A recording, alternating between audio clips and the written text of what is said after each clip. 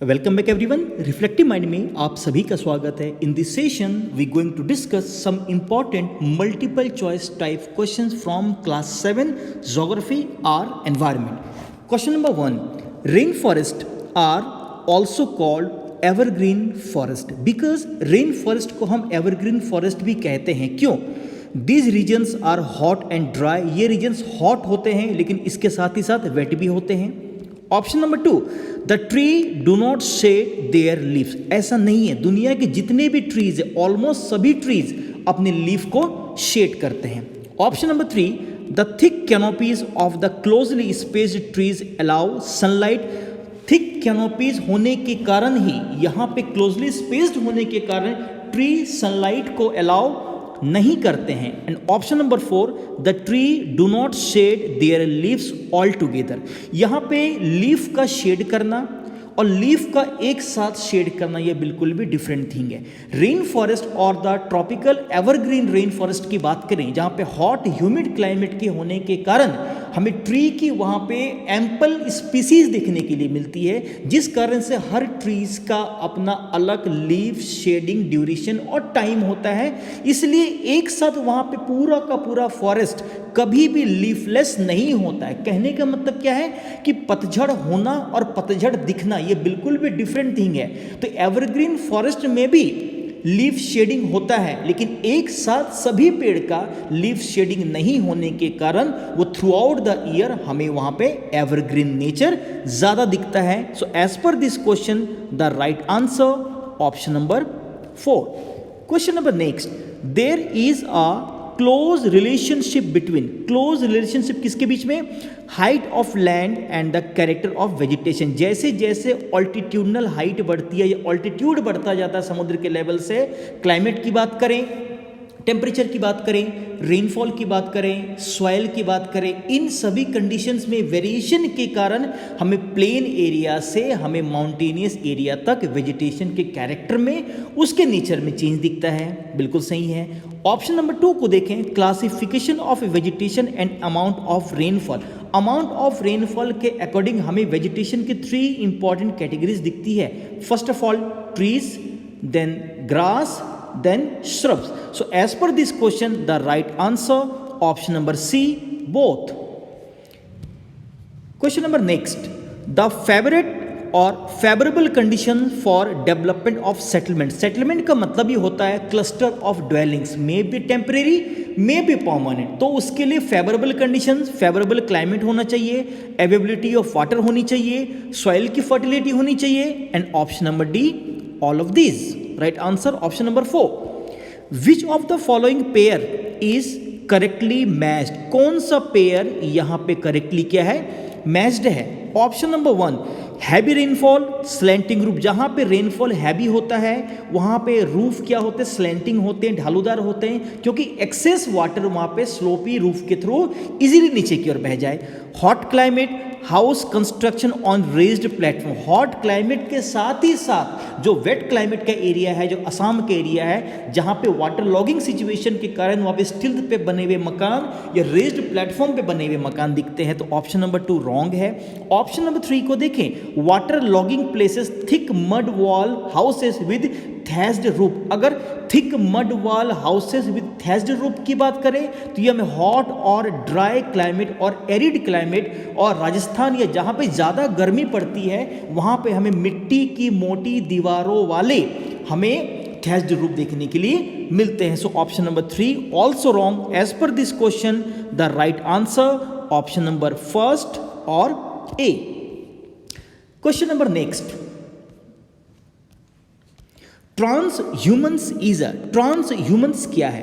Trans humans is a seasonal movement of people and their cattles और animals from one place to another place in searching of fodder बोल सकते हैं, pasture बोल सकते हैं। So seasonal movement of people, movement in searching of new pastures, valley to mountain, valley to mountain in summer and mountain to valley in winter. So as per this question the right answer option number D or 4.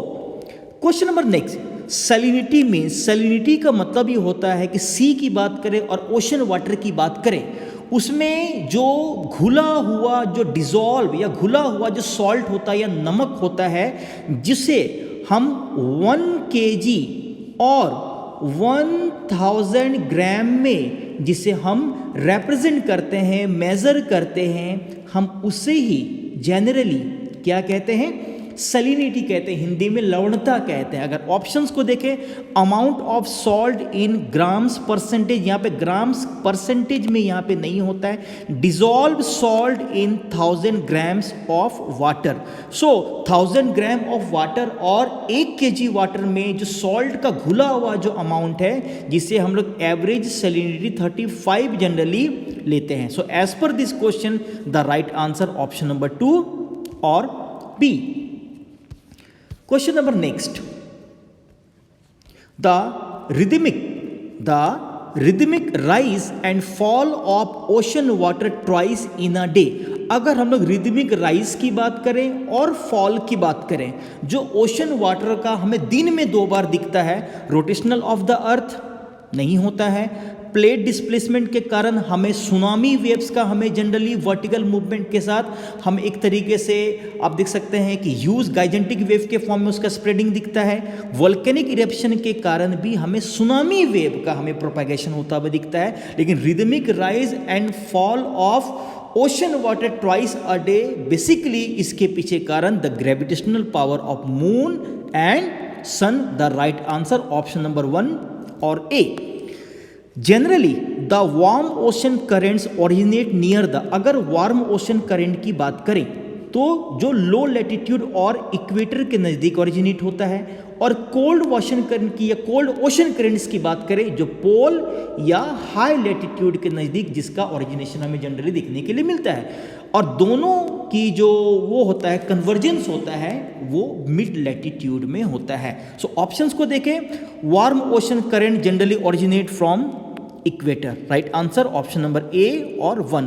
पोल के नज़दीक नहीं होगा, mid latitude में दोनों converge करता, all of this का option नहीं होगा। Question number next, which of the following pair river and associated continent is not correct. Not correct का मतलब है कौन सा, यहाँ पे क्या है, इनकरेक्ट है। अगर रिवर मिसिसिपी की बात करें, मिसिसिपी और उसकी ट्रिब्यूटरी मिसौरी जो नॉर्थ अमेरिका की one of the longest river है, ये बिल्कुल सही है। अगर रिवर अमेज़न की बात करें जो वर्ल्ड का लार्जेस्ट रिवर बेसिन बनाता है, बिल्कुल सही है, साउथ अमेरिका। रिवर वांग हो की बात करें या वांग हे की बात करें जो हमें चाइना में दिखता है, जो एशियाटिक कॉन्टिनेंट में है, और यही ऑप्शन यहाँ पे क्या है, रॉन्ग है। और रिवर कांगो की बात करें जो 0 डिग्री को 2 बार कट करती है, अफ्रीकन कॉन्टिनेंट की one of the important river from equatorial Africa. So river Huang He Asia में है, यही ऑप्शन यहाँ पे रॉन्ग है। द राइट आंसर 3 और C. Question number next, tsunami is a, tsunami basically एक प्रकार का आप सिस्मिक एक्टिविटी के कारण ओशन और सी के सरफेस में ट्रिगर्ड हमें गाइजेंटिक वेव के फॉर्म में दिखता है। तो सुनामी क्या है, एक वो ह्यूज टाइडल वेव है जो प्लेट डिस्प्लेसमेंट, वोल्केनिज्म, और अगर आप ओशन के बेड पे देखें तो किसी भी प्रकार के लैंड स्लाइडिंग एक्टिविटी, और इन तीनों एक्टिविटी के कारण जो एक वर्टिकल मूवमेंट ट्रिगर होता है, उस कारण से हमें गाइजेंटिक वेव लाइक हमें एक तरीके का सुनामी देखने के लिए मिलता है। सो ह्यूज टाइडल वेव बिल्कुल सही है। Harbour wave, tsunami basically a Japanese term, सू का मतलब ही जापानी भाषा में हार्बर होता है और नामी का मतलब ही वेव होता है। So as per this question the right answer option number C और ऑप्शन नंबर 3। तो इस डिस्कशन में इतनी ही बात है। आई होप इन सभी सवालों के डिस्कशन से वाटर के कुछ important concept like the human environment को और कहीं ना कहीं नेचुरल वेजिटेशन की बारीकियों को समझने में आपकी हेल्प हो पाएगी। आने वाली वीडियो में हम एक नए टॉपिक के साथ दोबारा आएंगे। So thank you so much all for watching.